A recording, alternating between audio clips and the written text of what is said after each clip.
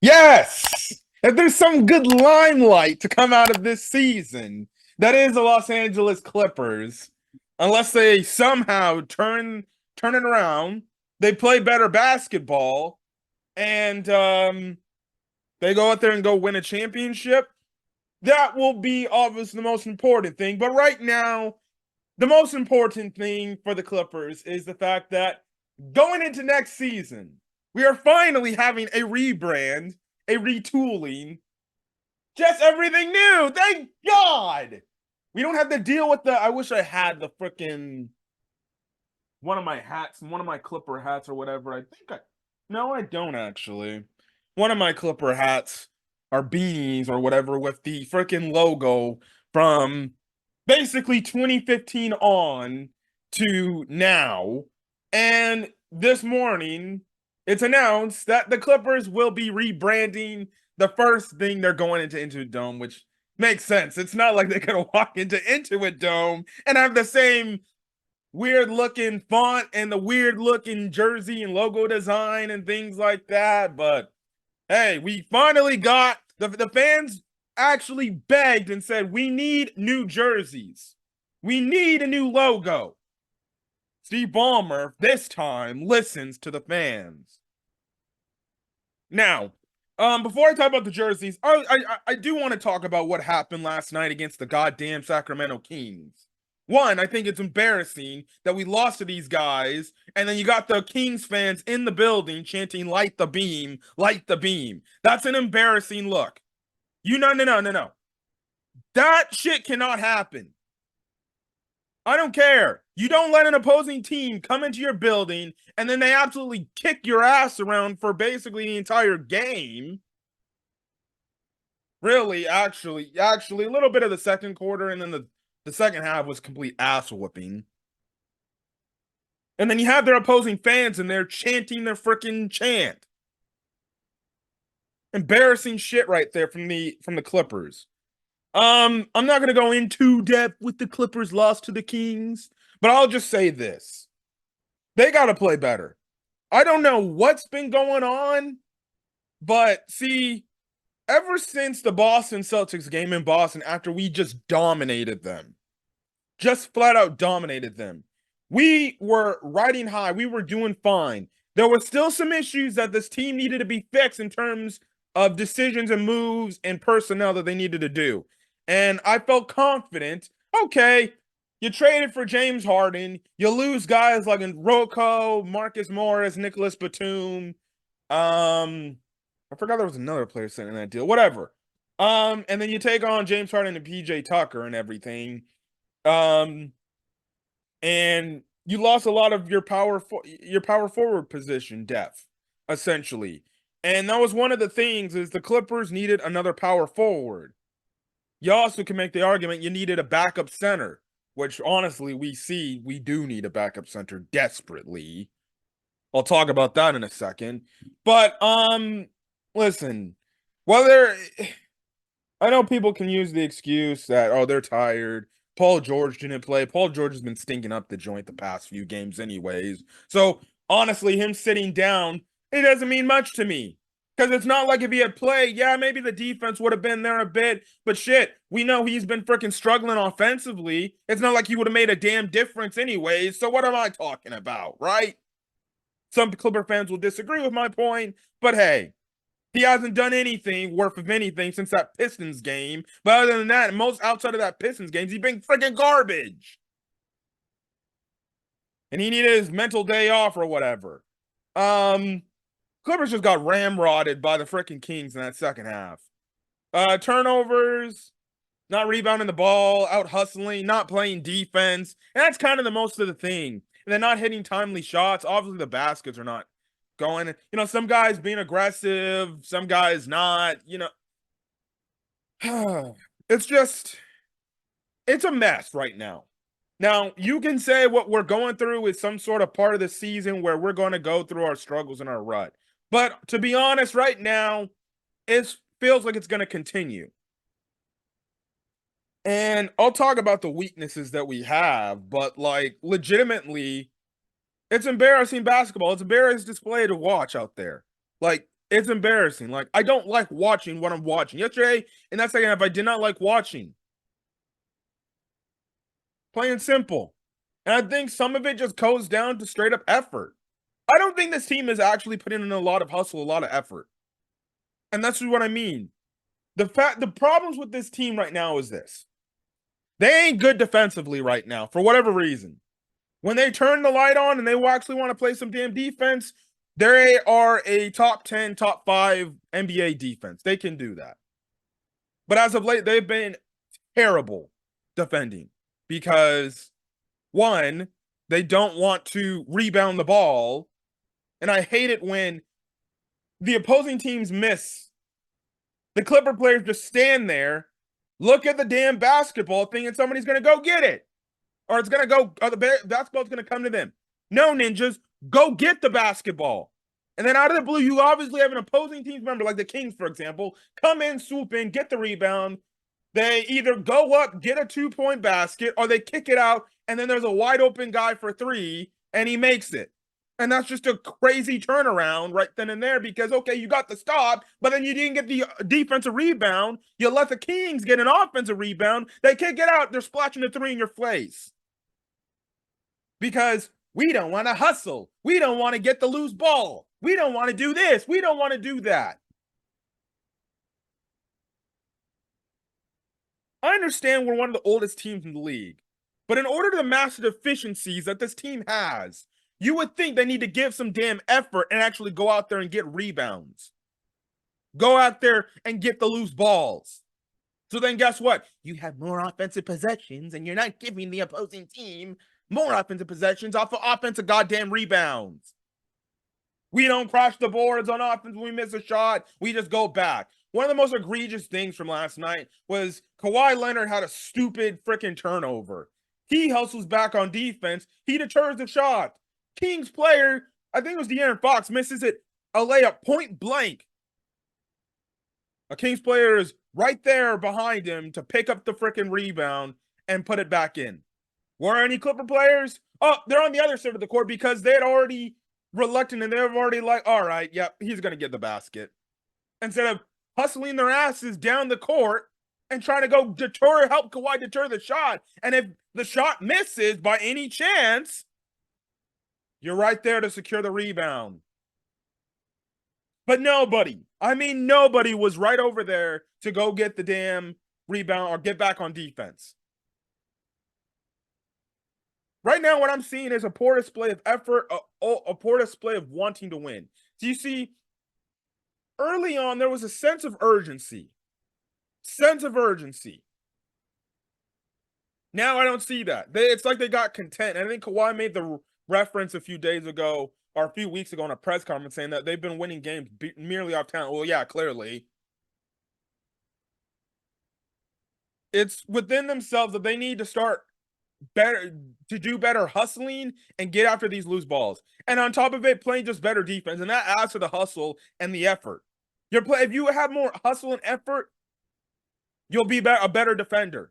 They're not defending well. They can't defend the perimeter. They can't defend the paint. They can't defend the mid-range. They can't defend one-on-one because they don't have a good on-ball defender, clearly. And when you add that all up, well, you can trade baskets back and forth, but if you're not getting stops, well, then we got a problem here. It's obvious. Teams with length disrupt them. They bother them. Young teams bother them. Teams that can rebound bother them. It's a bunch of issues.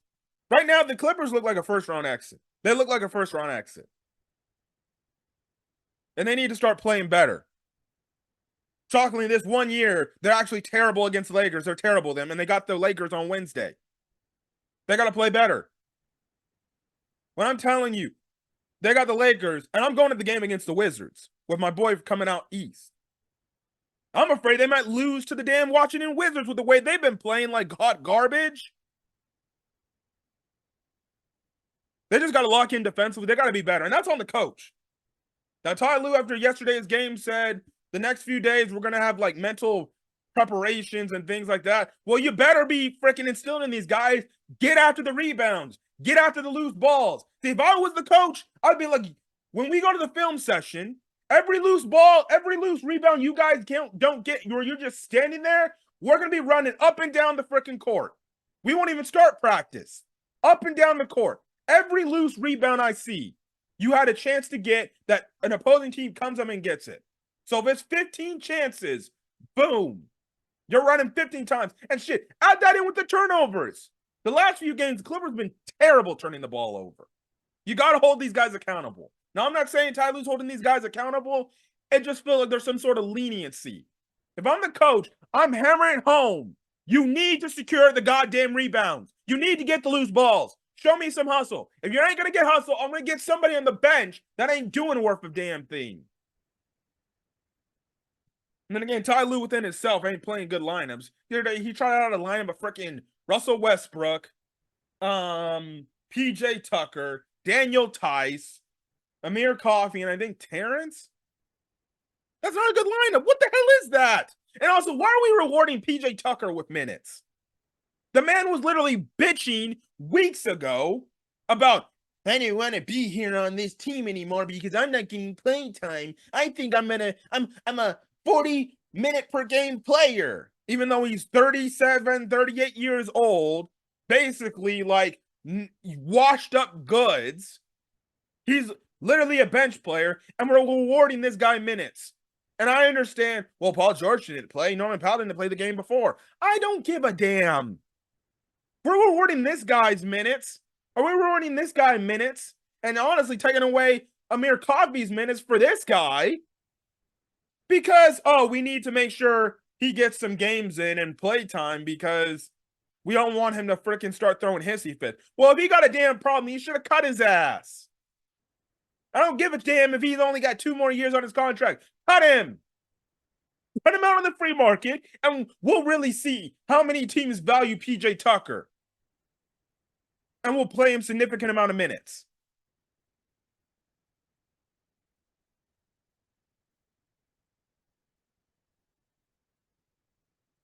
Like, my God. And that adds into this whole poor roster construction. And this is on Lawrence Frank. This is on Lawrence Frank. You had an opportunity to improve the team at the deadline. Make your changes to fix the weaknesses. I'm not saying fix it 100%, but like make the weaknesses a little bit lesser of a problem.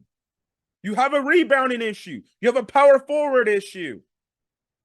We did nothing to address that. Didn't want to go out there and go get PJ Washington, or didn't want to go out there and go get a Daniel Gafford. Didn't want to go out there and get whatever power forward on the market that was available on the trade deadline.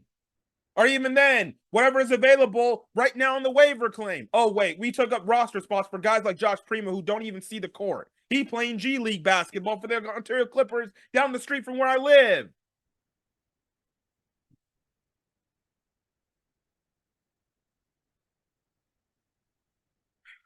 And we got guys crying and complaining like PJ Tucker's still on the roster.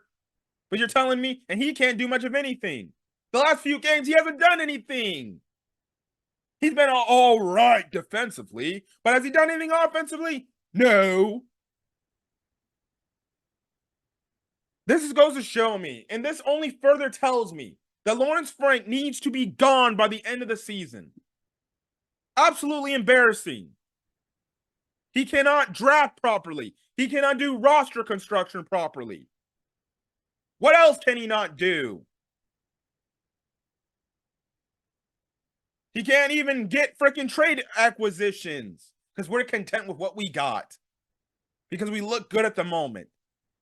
That's the problem with this Clippers front office. They look good. They look at how the team's looking and they address it based on how the team looks. So the last few years when we were struggling, we made deals. We made deals at the deadline. But when we don't need to make a move or we're looking really good, we don't need to make a move. We're good. We're good. Makes no sense. I said this in a tweet last night. If Steve Ballmer does not fire Lawrence Frank at the end of this season, especially if they don't make the playoff, or will not make the play. They'll make the playoffs, but especially if they don't go to the championship this year, the NBA Finals this year. Then that tells me all I need to know where Steve Ballmer and the organization's mindset is at. And that's just strictly about making money. And I'll obviously talk about the redesign, the logo stuff, and everything. That's obviously a piece of it. They definitely damn well knew the Clipper fans today didn't not like the current logo or the logo since 2015.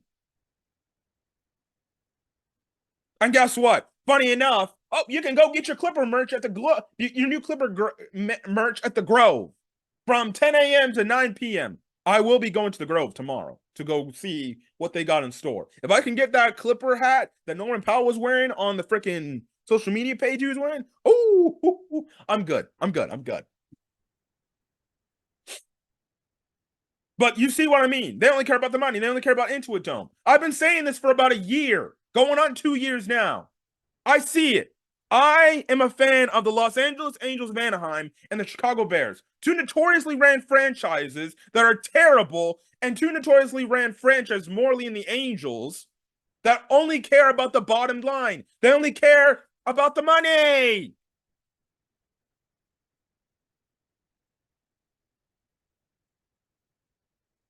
I hope the Clippers and Steve Ballmer ain't turning into that. Because if they're serious about trying to win a championship, you get the guy that basically, let's be honest, is making the personnel decisions in Lawrence Frank, and you go find someone, upgrade him. Now, I know Bob Myers, I guess, is going to be like the GM for the freaking Commanders, but can you lure him away because he's a basketball guy? And you can maybe be like, well, do you really want to do your hand at football? Do you really? Why didn't you come over here to Los Angeles? I think Los Angeles is better than we're living in Washington, D.C. But this is the crap I'm talking about. This is the crap I'm talking about. You need to get a guy that actually can analyze talent. Lawrence Frank, we know, just draft guys are draft guys. There's multiple guys he's missed that he could have drafted that were helping other teams. Bad personnel decision. You can go back to damn near 2 seasons ago. Now, I feel like there's more on a record of Paul George influencing the front office to do it, but still, at the end of the day, Lawrence Frank chose John Wall over Isaiah Hartenstein. Now, please tell me, would you not have Isaiah Hartenstein over Mason Plumlee and Daniel Tice, who've been god-awful? And right now, it's kind of like a flip-flop of who you got. Last night, we got Daniel Tice. He looked all right. It's better than Plumlee. But guess what? Daniel Tice will go into the next game, and he'll have another game, and we'll sting up the joint. But we didn't want to address the backup center. This dates back to the one season where we didn't have Kawhi Leonard or Paul George available. Isaiah Hartenstein played really damn good. But then the following season, we needed to give John Wall a redemption chance because, we're the Clipper. We're so cocky with the Clippers. We can revive anybody's career if you come over here with us. If you're used goods. Well, the John Wall experiment failed. They ended up trading his ass. And because of it, you lost Isaiah Hartenstein, which Isaiah Hartenstein went on record and said he would have signed the taxpayer mid-level exception if you didn't give it to John Wall. So this dates back because of previous personnel decisions. That's why we're having this damn backup center issue.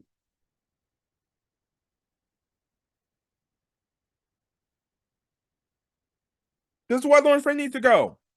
That's why he needs to go. He needs to be fired at the end of the season. I'm done with Lawrence Frank.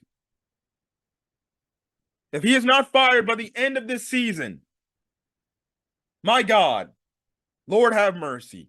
I don't know what freaking stuff he got behind the walls of Steve Ballmer or some sort of stuff he's holding up against Steve Ballmer. But my God, I don't understand why this guy deserves to keep his job. When him and Ty Lue were beefing last year because of roster personnel and how certain players should be used, that told me all I need to know. Okay, you not only need to get Lawrence Frank up out of the building, you need to get Ty Lue out of the building too. Because if you got friction between your front office and your head coach, well, that's just a recipe for disaster.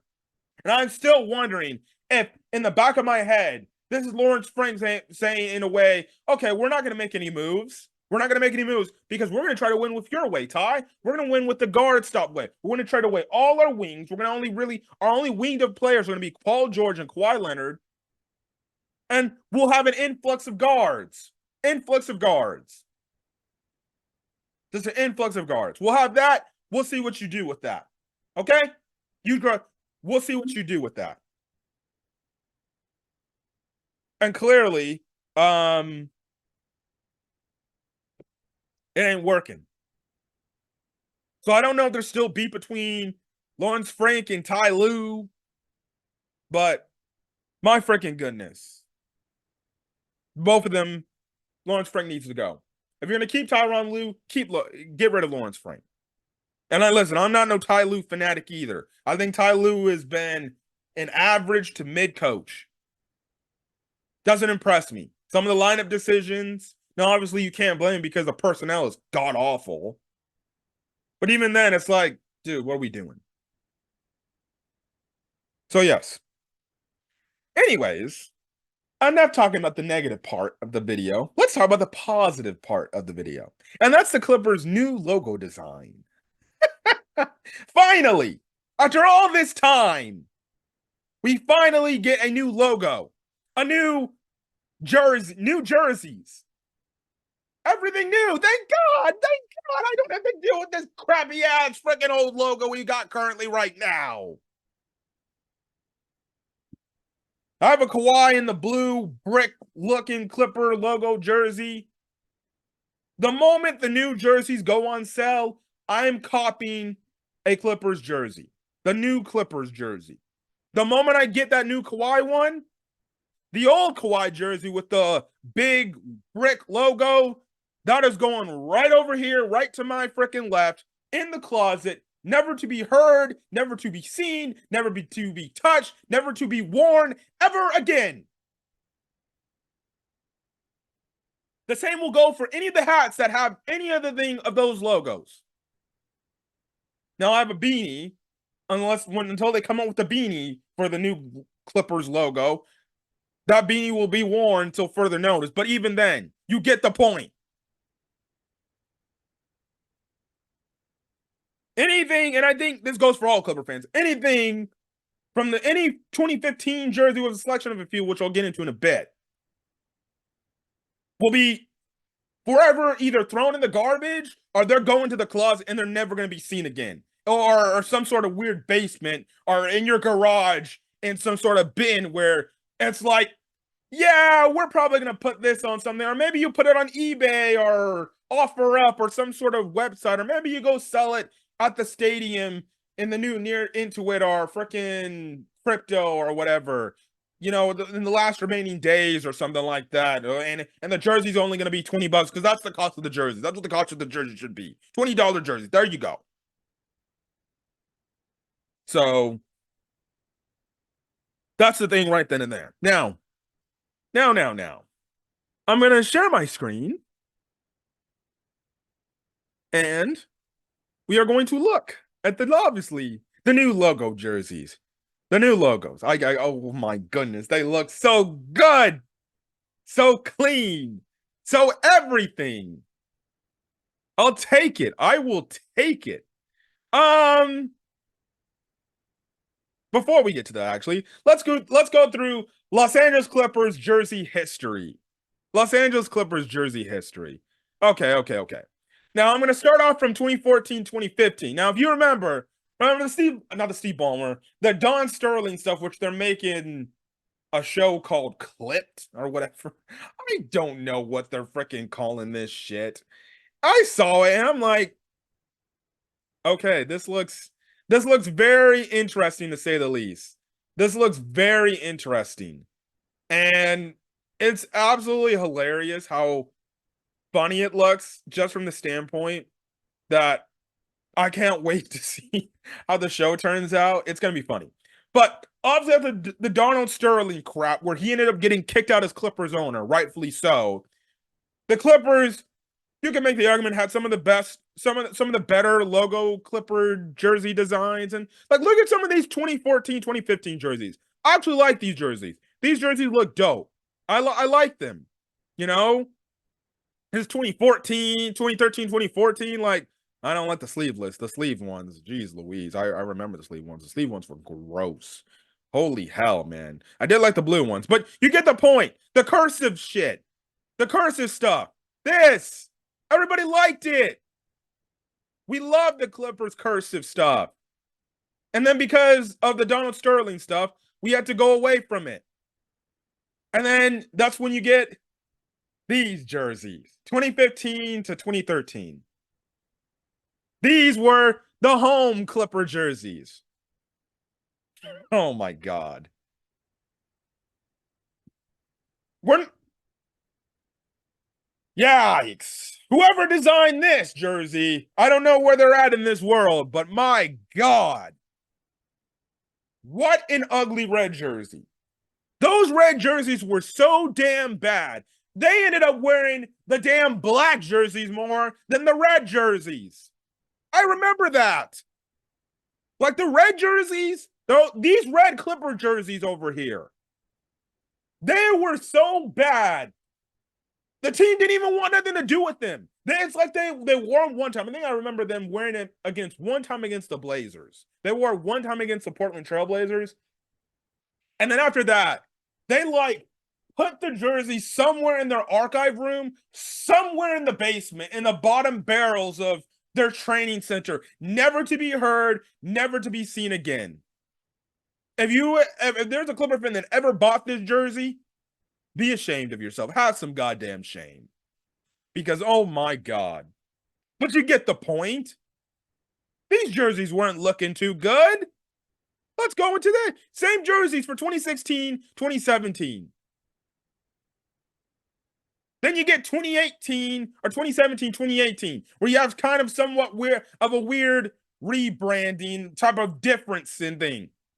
Where then the Clippers started to shift the colors from the red because everybody hated the red jersey. They thought, oh, everybody hates the red? What the hell? That means we got to get red out of the color scheme. Then they ended up freaking putting in and trying to turn this organization into the West Coast Brooklyn Nets. This was just a start, but you had your white, and this is what I'm talking about, the brick looking thing. I have this jersey. This is the Kawhi jersey I got. You got the weird looking white, the blue, the black. At first, I liked the black. It went hard, but after a while, I was like, all right, yeah, I'm done with the black. The City Edition jersey this year, it was all right. It was all right. It obviously it ties back to their old color scheme, old jersey color scheme, but even then, you still got the damn weird Clippers logo font. Same thing here, following season. Now, the LA City Edition jerseys right here, those were clean. Those were clean. I like those jerseys. Those one actually look damn good. They were clean. I like them. So, I think a lot of Clipper fans actually like those jerseys. So, and then the year Kawhi Leonard came in here. All right. Yep. To those three jerseys. The Mr. Cartoon jerseys. And this will be the same for all the Mr. Cartoon jerseys. The Mr. Cartoon jerseys were the one jerseys from this era Clippers basketball that I actually know. They were one of the few that I actually did like a lot. I did like the Mr. Cartoon jerseys. They were fire. They were clean. They were great. I love those jerseys. I still don't know why I don't have one, but if they go at a discounted price, maybe I'll pick them up and find one. You know, this season, I did like when the Clippers wore their classic, Buffalo Braves jerseys from their ties to the Buffalo Braves, and everything. I actually like those. I like those jerseys. Those jerseys were fine too. I liked them. They were great with me. They were fine. You have your Mr. Cartoon jerseys, your typical. And then this was the earned edition jersey. The earned edition jersey was literally the blue jersey on the white jersey, but gray. What the hell was this freaking? Who designed this nonsense? Were they in the freaking boardroom thinking like, what can we do for 2020, 2021 earned edition jerseys? Hey, I got a good idea. Let's do the same style as our white and our blue jersey, but since we want to be like the Brooklyn Nets and we want to just completely ignore the red, right? Just ignore the red.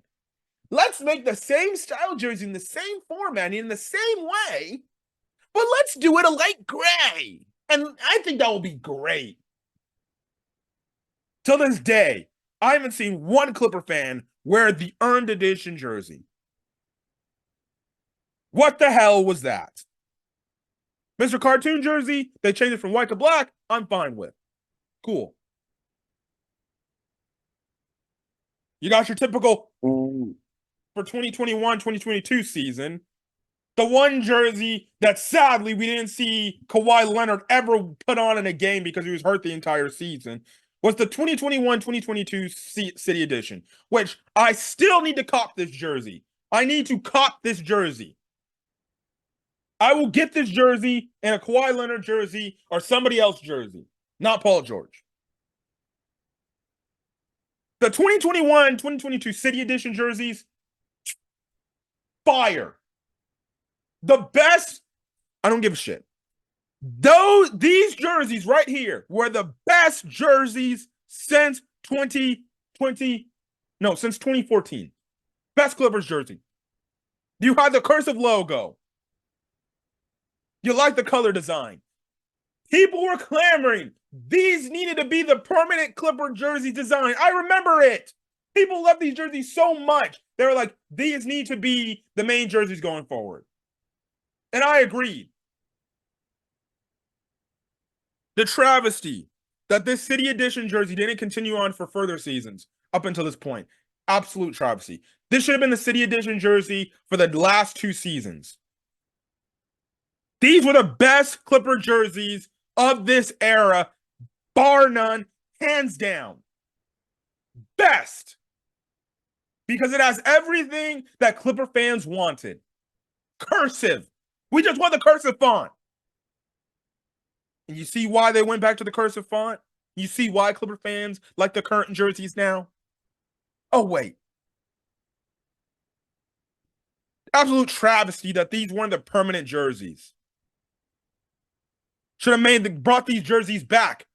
I would have taken these City Edition jerseys over the City Edition jerseys we don't even wear anymore. We haven't worn those jerseys in months. Last time we won the Dell jerseys, I think we were still in the play-in tournament. All right. Last year's jerseys. Mr. Cartoon jersey, and you had a little for the Statement Edition jerseys. It was basically, it was a combination of the Mr. Cartoon jerseys and then the City Edition jerseys from last year. And what I mean by from that, it's the little triangles on the side.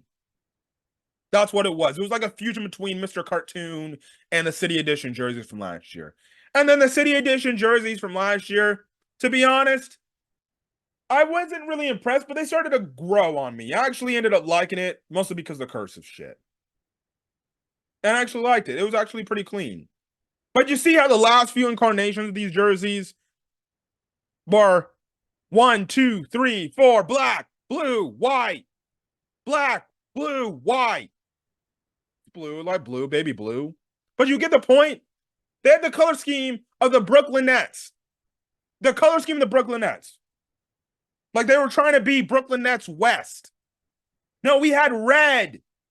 Do these people know we had red? We didn't have black at all. And then these are this year's.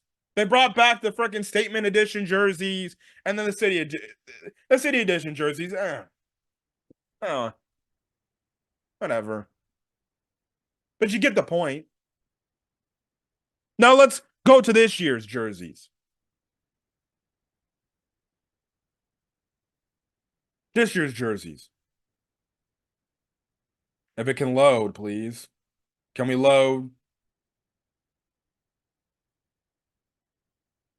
Like, my God. Can we load, please? I understand. There we go. See? Look at this.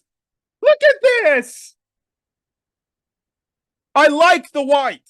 They have red on the jersey. Oh my God. The cursive logo is back. This looks clean.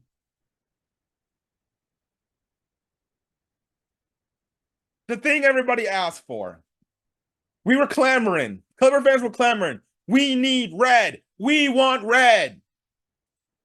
We got our red jerseys. Finally, we got our red jerseys. Clean. Clean. Red jerseys. Just look at it. Clean. I like the little clips, little thing on the freaking belt area. I like the Los Angeles. Looks clean. The red looks good. Personally, I would have did the Los Angeles in a white font, personally. I think the white looks better than the freaking navy blue, but whatever. It looks good. I like the red. I like the red. My God, I love it. I love it. I love it. Damn it, man.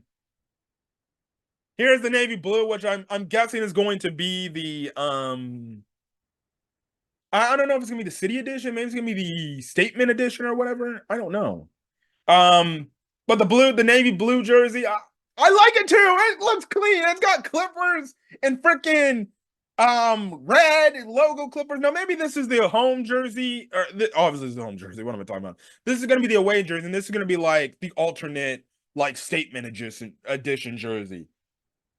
At the end of the day, I like it. I love it. Look at this. You cannot tell me this does not look fire. We finally get something good. Oh my God. Yes. Mwah. We're getting it. After all this time. Damn it. See if I can zoom. Let me see if I can zoom in. Come on.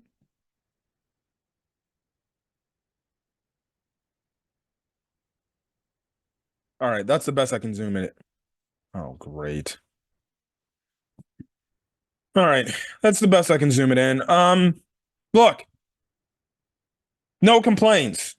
I know some people have had issues with logos. We'll talk about the logo, but hey, look, I'm fine with it. I'm fine with it. I'm fine with it. I like it. I like it. I like it. I like it. Now, logo stuff, logo stuff, logo stuff. So this is what the new logo looks like. This is what the new logo looks like. Now I've been seeing that other people don't really, or some Clipper fans are not liking the logo. I'm gonna be honest. I might be in the minority, but I love the logo. I love the logo. I know people are saying that in the middle you can see the ship and everything. It looks like a damn cruise ship from what people say. I don't give a shit. It looks good. I love the new logo. It's better than this. My God, if there's anything that we can all agree on, it's better than this logo. So I'll take this logo to the bank. I actually like it. I love the logo. It looks great. And I'm just happy. I'm just happy.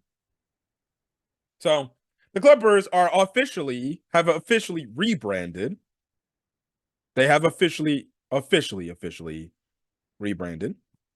I'm happy. I like the new rebrand. The moment I get my hands on this merch, I'm copying. Now, actually, you can, if you didn't know, if you didn't know, you can actually, Clippers Twitter page did tweet, you can have a chance to get this exclusive merch, available on Monday and Tuesday, only at the Grove from 10 a.m. to 9 p.m., or you can do it online.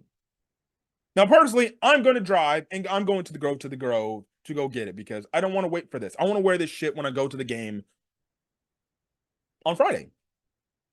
And hopefully they got multiple different hats. I looked on the store. They got the floppy hats. I want a good thick, maybe snapback or fitted cap if it fits me.